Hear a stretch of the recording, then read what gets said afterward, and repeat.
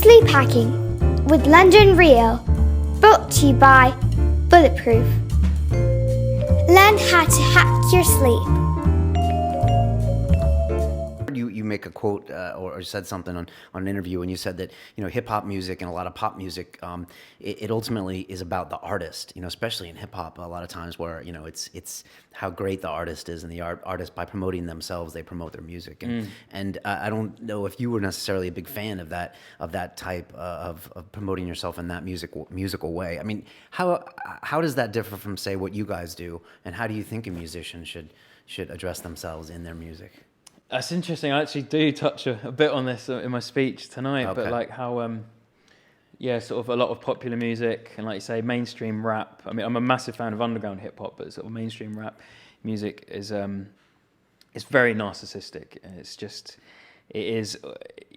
They sort of look forward to be put on that pedestal, Yeah, Jay-Z kills me. Jay-Z. I've never been a big Jay-Z fan. I've always been like an Ice-T fan and an Ice Cube fan from the old days. But all I remember Jay-Z's songs is him telling me how great he is. That's all I remember him saying. And I'm like, dude, you need to earn that before you start telling me that. Yeah. But then again, it seems to work. But you were saying. Yeah, no, it's sad. I mean, that you can listen to that type of music, and you basically got this person talking at you, telling how many bitches they've got, how much money they make, and it's just like, I don't understand why anyone would want to hear that. It's just musical soundtrack to bragging, basically. It's just not very artistic, I guess. I guess it's a new phenomenon, right? I mean, that wasn't happening 50 years ago, or was it? No, well, I mean, even like most people who aren't into hip hop, that's immediately what they sort of think it is, like rap music. Oh, that's just all that narcissistic nonsense. But hip hop certainly didn't start off like that. I mean, I don't know much about that genre, but from what I know, it didn't. And certainly the underground or real hip hop, I think, is still very alive. Like a lot of the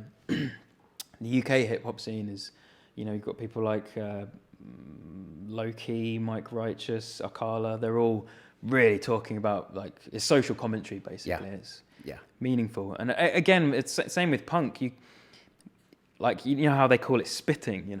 You're like rapping.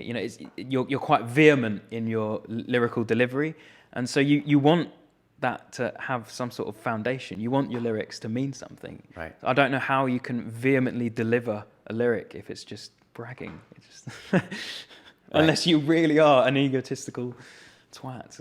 Right. I guess punk was always anti-establishment, right? And so absolutely. It really was about the message and not about the musicians. Yeah.